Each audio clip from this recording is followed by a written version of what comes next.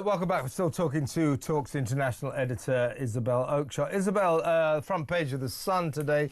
If you're watching the show, folks, on YouTube, you'll see this. We'll play this up anyway, but just for theatrical purposes, I'll hold it up myself. Actually, there you go. It says rapper on BBC is Jimmy's killer. This piece of work, this piece of filth on the front of the Sun is a guy called Jake Fahri. His music was played on BBC One Extra, where the DJ there, Theo Johnson, praised him as a star in the making, who, and I quote, really stands out. Jake writes songs about killing people, and he knows about that because he killed someone himself. In fact, he wrote a song about it. In 2008, he murdered a 16-year-old gentle giant called Jimmy Mizen in a bakery in South London. He sort of picked a fight with him and then it ended up hurling a dish full of sausages at his neck. And the dish caught his neck, split an artery and killed him, 16 years old. Fahri went to jail for that, got a life sentence. Of course, the life sentence lasted less than 15 years. He went in 2008, came out in 2023, and has since pursued his career as a drill rapper, writing about, you know what they say, Isabel, if you want to write well, write about what you know. Well, Jake Fahri knows about killing people, so he wrote a song full of lyrics like, let's read some of them. Stuck it on a man and watched him melt away like Ben and Jerry's. Sharpen up my blade, I've got to keep those necessaries. Stay alert and keep it ready. Any corner could be deadly. And then he goes on to say, see a man's soul fly from his eyes and his breath gone. I wanted more, it made less wrong. Seeing blood spilled, same floor he was on, etc., etc. This was played on the BBC. Robert Jenrick, the secretary, the shadow justice secretary, has written to the BBC today to say you're fueling knife crime. Poor Big Jimmy's mother, Margaret Mizen, today in the understatement of the century, said, I have to say that I'm a bit disappointed with the BBC for playing his music. Now, this is what, I'm furious about this anyway, and Robert Jenrick's absolutely right. This is what the Beeb said. It said, this is their official quote on this. And by the way, they've banned Jake Fahri from the airwaves now, belatedly.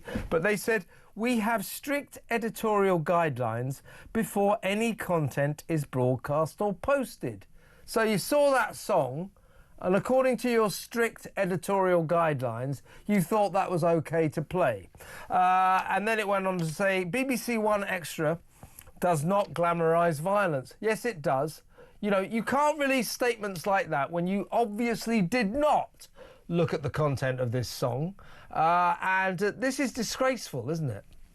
Completely disgraceful. Why doesn't the BBC just admit that they completely screwed that up? And how amazingly dignified and awesome and inspiring is the mother of the victim. I was listening to her interview earlier today. I think she gave an interview in which she spoke in such a sort of measured way about this fresh horror that has been inflicted on her family. I mean, how hard must it be? How horrific to have all this come up again? You know, she's probably there's never a moment of the day that she's not still grieving for her lovely, innocent son. And yet she still sort of preaches forgiveness. You know, she's still not somebody who is bitter about anything. She doesn't deserve this. Her late son doesn't deserve this. And viewers of the BBC should not have it foisted on them. And it's just so awful, isn't it? You know, there's a bit of me that just thinks, can we find a way to put this character back in prison? Yeah. Because frankly, he's clearly not actually rehabilitated, is he? He's not showing signs of regret through that song for what he did. On the contrary, he's kind of glorifying it. And you know, if people can go to jail, if people can be sentenced to years on end behind bars for tweets that frankly or posts on social media that cannot be proven to have caused anyone any physical harm, then how come someone like this can put a song out like that and not be in prison too? Yeah, and then the BBC said it has strict editorial guidelines before playing any songs. Well, if it read those lyrics and then played them, to hell with the BBC. It's got a real problem there. Now, you're right about Margaret Mizen, Jimmy's very, very dignified mother. As I said, I think these are the understatements of the century. But she said, she, by the way, was awarded an MBE in 2013 because of her son's death. She has worked tirelessly to promote peace and safety on the streets. She said, as I say, I have to say that I'm a bit disappointed with the BBC for playing any of his music on the radio station. I'll be wanting answers about that as well, because I think it doesn't matter if it wasn't for the two songs that are the worst. It's the fact that they played them. You know, this is what she said. I love this. You know, when you're playing the songs of a murderer, it's pretty bad, isn't it? Yes, Margaret, it is. I mean, the BBC should hang its head in shame.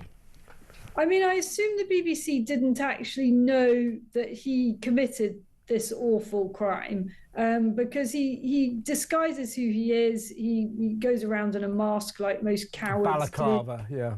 Yeah, and so they probably didn't know his identity. And I don't know whether they listen to the lyrics of every song before they play it. It seems a bit unlikely. So why didn't they just say, well, you know, sorry folks, this one kind of slipped through the net, and it is obviously appalling, and we truly apologize to everybody, but in particular the family. Exactly right. They've screwed up, but they will not admit it. It would be much better if they say, oh, we've made a mistake here, we should not have played this song.